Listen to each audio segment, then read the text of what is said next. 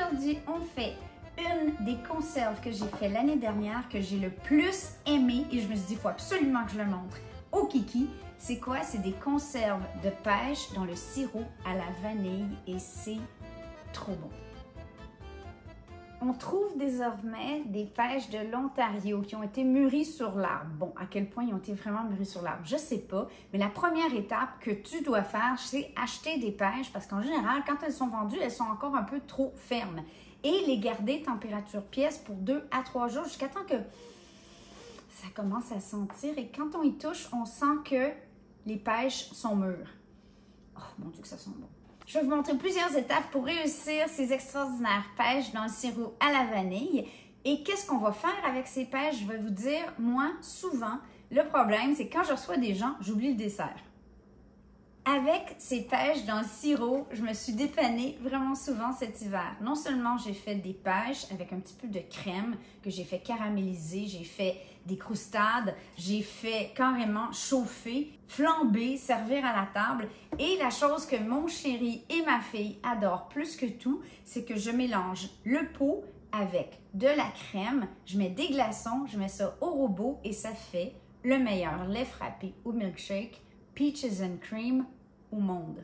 Au monde. Ils m'ont dit, il faut que tu en fasses le double l'année prochaine. Alors voilà, je le fais avec vous. Première étape, on va faire blanchir les pêches dans un bain d'eau bouillante pour 30 secondes à 60 secondes et ensuite on va les plonger dans un bain d'eau glaciale pour pouvoir les éplucher. Est-ce qu'on est prêt? Parce qu'on a pas mal de travail devant nous. On va préparer le sirop en combinant eau et sucre.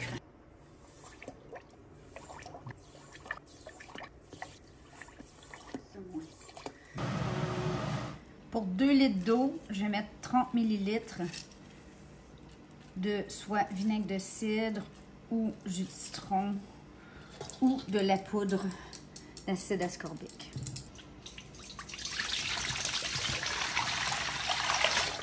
En blanchissant, la peau s'est décollée et on voit que les pêches sont relativement faciles, voire très faciles. Des fois, il y en a des plus coriaces que d'autres à éplucher. Comme ça. Et donc, moi, ce que je fais après, c'est que je viens les ouvrir en plein centre et je prie que ça décolle. Chose assez rare. Donc, voilà. Là, je fais des morceaux comme j'aimerais avoir dans une conserve. Et au fur et à mesure, on vient mettre les fruits prêts dans l'eau qui a été vinaigrée pour éviter que ça décolore. C'était pas si long finalement, ça s'est très bien fait. Ça sent tellement. Ça a pris quoi, 20 minutes? Une demi-heure? Peut-être 20 minutes à 2. À 3 fois 13. Hein, Peaches? 39. Mouah. Ça va. Ça va. Ah non, c'est ça. Pour la vanille, je sais que c'est très cher. Donc, si vous pouvez, moi je l'achète chez Costco. Petite astuce, je pense que ça coûte 20 $, mais il y en a vraiment beaucoup. J'aurais besoin d'environ 4. Moi, je fais une double recette, là. Donc, pour une simple recette, ça serait 2 bâtonnets comme ça. On va la couper en 2, en plein milieu, pour libérer les petites graines qu'on voit ici. Vous voyez, là? Ça, c'est là que la magie se passe. Et on va faire le nombre de segments qu'on a par pot. Oui, ça sent tellement bon. Ouh là là! Oui, vous pouvez acheter de l'essence ou de l'extrait, mais non, ça ne sera pas pareil. Par contre, je dois vous dire que j'ai tendance à penser que cette vanille, le fait que j'utilise la vanille comme ça et du sucre roux au lieu du sucre blanc, moi, j'ai pratiquement jamais de sucre blanc, ça fait que les pêches sont un peu moins oranges, ils deviennent un peu plus ternes, je dirais, mais ça ne change absolument rien à la saveur et on est plus naturel. Si vous ne voulez pas prendre de sucre, oui, vous pourriez faire un sirop à base de sirop d'agave, de sirop d'érable, du miel, mais je ne l'ai pas essayé et c'est quand même beaucoup moins économique que d'utiliser du sucre roux qu'on a à la maison.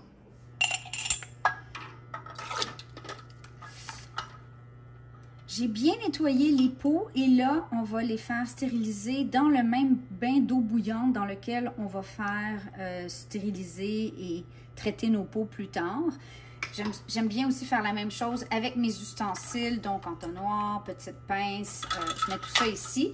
Et dans un bol à côté, je vais venir mettre tous mes couvercles jamais utilisés qui vont avec les pots. Et à la dernière minute, on va ajouter un peu d'eau chaude pour venir réchauffer nos bagues qu'on va déposer ensuite sur nos pots. On voit que tout bout, donc je vais pouvoir maintenant retirer mes ustensiles que je mets sur un linge propre.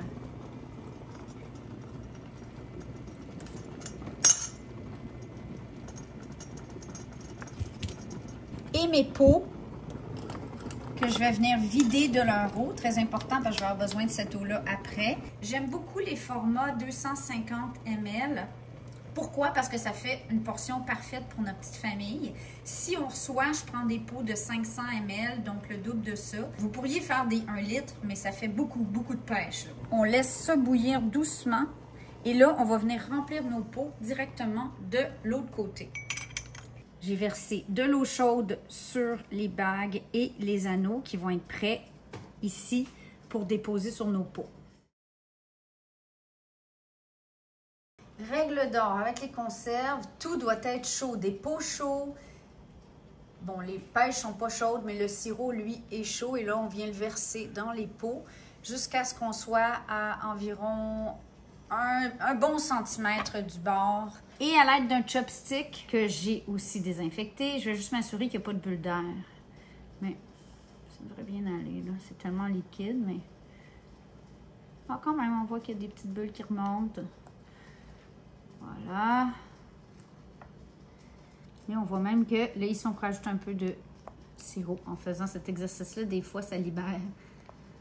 On essuie le tour de nos pots au cas où qu'il y ait des gouttes. Surtout là, on est dans le sirop, donc ça pourrait vraiment être collant et impacter au moment où on veut sceller.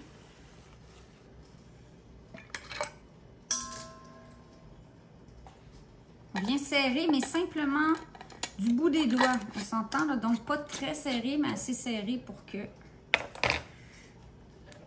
Voilà. Est-ce que c'est un processus? Oui. Est-ce que vous allez être heureux de l'avoir fait dans 4 mois? Quand il va faire froid dehors et moche, vous allez manger des pêches qui goûtent l'été. Et là, on vient déposer rapidement, mais doucement, les pots dans le bain d'eau bouillante. Dans le fond, j'ai un support qui est installé et on veut que tous les pots soient couverts d'au moins 2 cm d'eau ou plus. Pour des pots de cette grosseur-là, je stérilise pour 15 minutes. Ici, il y a un de tes pots de conserve qui n'a pas popé. Pop! Mais considère que, comme on dit en anglais, it's your lucky day, my friend. C'est ton jour de chance, mon ami. Alors voilà, ma recette de lait frappé Peaches and Cream est sur le site. Je vous la donne en primeur, mais j'y goûte en premier.